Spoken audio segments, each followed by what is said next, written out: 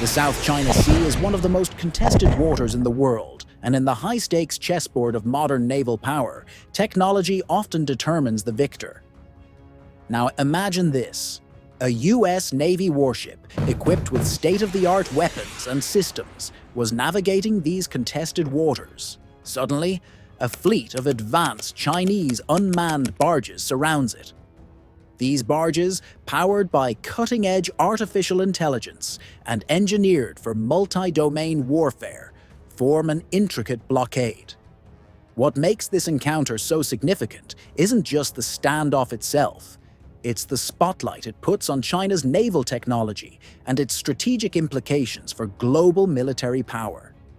In this video, we'll explore how this scenario might unfold, the advanced Chinese technology driving these vessels, and the ripple effects it could create across international defense strategies. Because it's the kind of event that could set off a chain reaction and leave aftereffects through military strategy, international law, and global diplomacy. It all happened when the US Navy warship, likely a guided missile destroyer, equipped with advanced radar and surveillance systems, begins its routine patrol.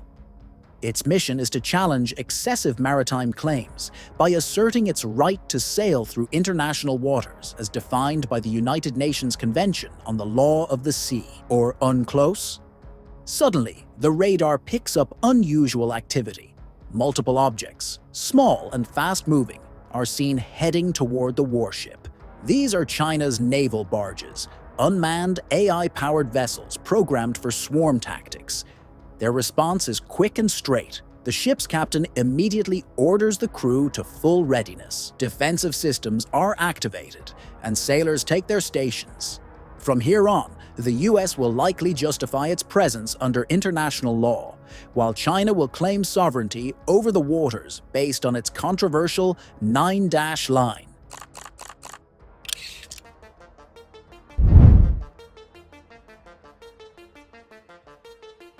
The barges surround the warship in a calculated and coordinated move.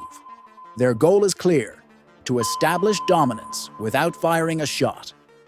They'll stop just short of direct aggression, forming a blockade that restricts the ship's movement. The warship broadcast warnings over radio channels, demanding that the barges back off. These warnings cite international maritime law, emphasizing the right to innocent passage through international waters. But the unmanned vessels hold their position, maintaining the blockade. Each barge, equipped with advanced sensors, cameras, and electronic warfare capabilities, start collecting data on the US warship. This single move will test the US Navy's patience and resolve while demonstrating China's technological advancements. With the warship immobilized, the situation becomes as tense as it could be. The US Navy faces a difficult choice: retaliate and risk escalation, or hold its ground and risk appearing weak. The captain sends diplomatic signals urging de-escalation, but remains prepared for combat. Defensive systems like the Aegis combat system are primed to intercept any hostile moves. Immediately, the barges exploit their numbers and coordination, tightening the blockade. The use of unmanned vessels minimizes human risk on China's side, adding another layer of complexity. This phase is psychological warfare at its finest. China showcases its dominance, while the US resists pressure to overreact. As the face-to-face conflict drags on, one side eventually makes a move that breaks the fragile balance. If a barge ventures too close, the US warship will fire a warning shot. This would be a non-lethal measure, like a flare or tracer round, signaling that the ship is prepared to defend itself. But the barges would likely close ranks, sending an unmistakable message: they will not retreat. One of the barges might deliberately or accidentally collide with the US warship. This act would escalate tensions immediately. At US Navy's side, this would be seen as an act of aggression. The warship would activate its defensive systems, targeting the barges posing an immediate threat.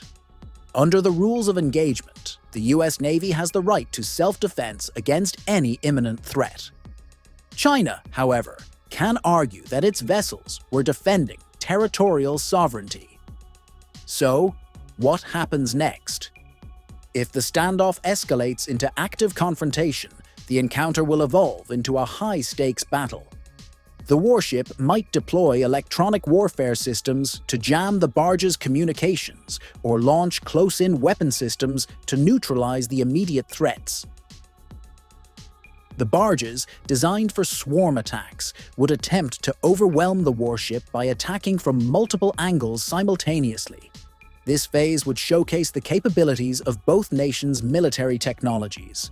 While the US relies on precision and firepower, China's AI-powered fleet emphasizes adaptability and sheer numbers.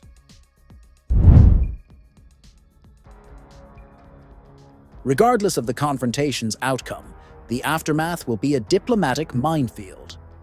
The US will assert that it acted in accordance with international law, portraying its actions as a defense of global norms. China, on the other hand, will claim that it was protecting its territorial sovereignty. The incident will trigger emergency meetings at the United Nations Security Council, with both nations seeking to justify their actions and rally international support. Allies of both nations will weigh in, some backing the US Navy's stance on freedom of navigation, others supporting China's sovereignty claims. But an incident like this would have far-reaching implications for global security, military strategy, and international law. The encounter would highlight the growing role of unmanned vessels and AI in modern conflicts. Traditional naval doctrines would need to adapt to address these new threats. Both nations would likely improve their naval presence in the region, turning it into an even more dangerous flashpoint. The international community would face pressure to establish clearer rules governing the use of autonomous systems in military operations. Now, what does this mean for the future? This type of scenario shows just how volatile the South China Sea remains. It's a region where territorial disputes, technological advancements, and superpower rivalries intersect, creating the perfect storm for conflict. A single encounter like this could redefine global power dynamics, highlighting the fine line between deterrence and aggression, diplomacy and war. As the US and China continue to assert their influence, the world will watch closely, knowing that the next move could change history. In a world increasingly shaped by technology and geopolitical ambition, this scenario is not just a possibility, it's a warning. How it continues depends on the decisions made by the leaders, captains, and diplomats at the center of this tense and evolving chessboard. What do you think should have happened next? Let us know in the comments below.